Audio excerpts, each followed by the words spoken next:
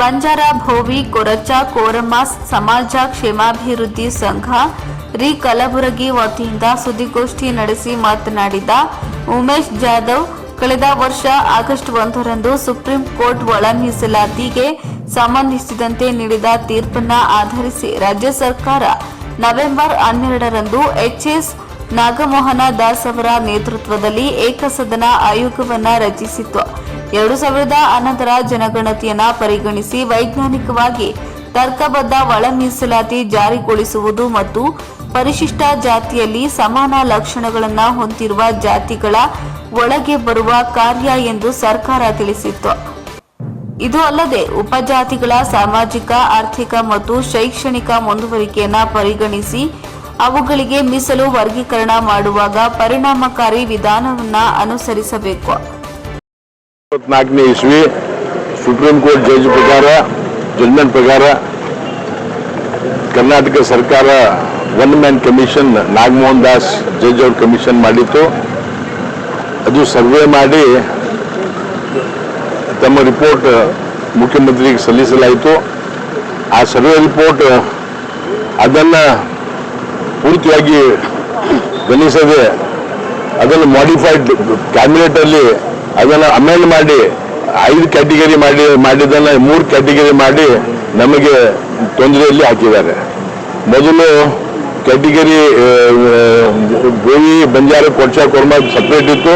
ಅದರಲ್ಲಿ 4 ಸಮುದಾಯಕ್ಕೆ 59 ಜಾತಿಗಳನ್ನು ಸೇರಿಸಿ ನಮಗೂ ಅನ್ಯಾಯ ಮಾಡಿದ್ದಾರೆ. 59 ಜಾತಿಗಳನ್ನು ಅನ್ಯಾಯ ಮಾಡಿದ್ದಾರೆ. ಮತ್ತೆ ಆ ನಾಗಮೋಹನ್ ದಾಸ್ ವರದಿಯಲ್ಲಿ ಬಹಳಷ್ಟು ನ್ಯೂನತೆಗಳವ. There are many shortcomings. ಅದು ಕೇವಲ 1 ವರ್ಷದ್ದು ಸ್ಟ್ಯಾಟಿಸ್ಟಿಕ್ಸ್ ತಗೊಂಡು ನಮ್ಮ ಕೆಲವು ಜಾತಿ ಮುಂದುವರೆದಿ ಅಂತ ಹೇಳಿ ನಿಮಿಷ ಪ್ರಯತ್ನ ಮಾಡ್ಯಾರೆ. ಅದನ್ನು ನಾವು ಎಕ್ಸೆಪ್ಟ್ ಮಾಡಬಾರ್ದು. ನಾಗಮೋಹನ್ ದಾಸ್ ವರದಿ ಅಲ್ಲ, ನಮ್ಮದು ಮಾಧುಸ್ವಾಮಿ ವರದಿ ಎಕ್ಸೆಪ್ಟ್ ಮಾಡ್ಬೇಕಂತ ಹೇಳಿ ನಮ್ಮ ಒತ್ತಾಯ ಇದೆ. ಸರ್, ಈ ದಿವಸ ನೀವು ಏನು ಮಾಡ್ತಾ ಇದ್ದಾರೆ? ಸುಮಾರು 1 ತಿಂಗಳು ಆಗೋದೈತೆ ಅಂತ ಡೇ 1 ಇವತ್ತು ವರದಿ ಸಬ್ಮಿಟ್ ಆದಾಗಿಂದ ಇಲ್ಲಿವರೆಗೆ ನಮ್ದೆಲ್ಲ ಎಲ್ಲ ಕಡೆ ಪ್ರೆಸ್ ಮೀಟ್ ಆಗಿದೆ, ಕಾನ್ಫರೆನ್ಸ್ ಆಗಿದೆ, ಆಕ್ಷನ್ ಆಗಿದೆ. ಎಲ್ಲ ಕಡೆಯಿಂದ ಜನರು ಜಾಗೃತಿ ಮಾಡೋ ಪ್ರಯತ್ನ ಆಗ್ತಾ ಇದೆ. ನಾವು ಈಗಾಗಲೇ ಬಹಳಷ್ಟು ಮೆಮೊರಾಂಡಮ್ ಇವತ್ತು ಕರ್ನಾಟಕ ಬಂಜಾರ ಸೇವಾ ಸಂಘ 31 ಜಿಲ್ಲಾದಲ್ಲಿ ಒಂದು 20 ಜಿಲ್ಲಾ ಡಿಸಿಗಳಿಗೆ ಮೆಮೊರಾಂಡಮ್ ಕೊಟ್ಟಾರ. ನಮ್ಮ ಇಲ್ಲಿ ಗುಲ್ಬರ್ಗದಲ್ಲಿ ಕೊಟ್ಟಿದ್ದಾರೆ. ಎಲ್ಲ ತಾಲೂಕುದಲ್ಲಿ ಆಗ್ತಾ ಇದೆ. ತಾವು ಕೂಡ ಇದನ್ನು ಅಪ್ಡೇಟ್ ಮಾಡಿ ಜನರಿಗೆ ತಿಳಿಸುವಂತ ಕೆಲಸ ಮಾಡಬೇಕಂತ ನಮ್ಗೆ ವಿನಂತಿ. ಸುಪ್ರೀಂ ಕೋರ್ಟ್ ಉಲ್ಲಂಘನೆ ಕೂಡ ಆಗಿದೆ ಅಂತ ಹೇಳ್ತಾ ಇದ್ದಾರೆ.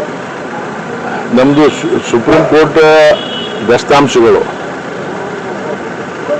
ಸರಿ ಮಾಡಿಲ್ಲ ಅಂತ ಹೇಳಿ ಕೆಲವು ವಾದ ಇದೆ. ಅದ್ರ ಬಗ್ಗೆ ನಾವು ಕರೆಕ್ಟ್ ಆಗಿ ರಿಪೋರ್ಟ್ ತಗೊಂಡು ಅದರ ಬಗ್ಗೆನೂ ಕಾನೂನು ಪ್ರಕಾರ ಹೋರಾಟ ಮಾಡೋದು. ವರದಿ ಚಲೋ ಮಾಧುಸ್ವಾಮಿ ವರದಿ ಎಕ್ಸೆಪ್ಟ್ ಮಾಡ್ಬೇಕಂತ ನಮ್ದು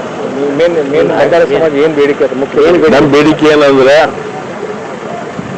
ನಮಗೆ ಸುಳ್ಳು ನಮಗೆ 4 ಸಮುದಾಯದವರು ಎಲ್ಲ ಬೆನಿಫಿಟ್ ತಗೋತಾರೆ ಅಂತೇಳಿ ಸುಳ್ಳು ಅದನ್ನ ಸ್ಟ್ಯಾಟಿಸ್ಟಿಕ್ಸ್ ಸುಳ್ಳು ಕಾರಣಂಗೆ ಸ್ಟ್ಯಾಟಿಸ್ಟಿಕ್ಸ್ ತೋರಿಸ್ತಾರೆ. ಕೇವಲ ನಮ್ಮ ಸಮುದಾಯದವರು ಇವತ್ತು ಇನ್ನೂವರೆಗೆ 1976 ಇನ್ನೂವರೆಗೆ ಒಂದು ಡೈರೆಕ್ಟ್ ಐಎಸ್ ಆಫೀಸರ್ ಆಗಿಲ್ಲ, ಯಾವ್ಯಾವ ದೊಡ್ಡ ಆಫೀಸರ್ಗಳಾಗಿಲ್ಲ.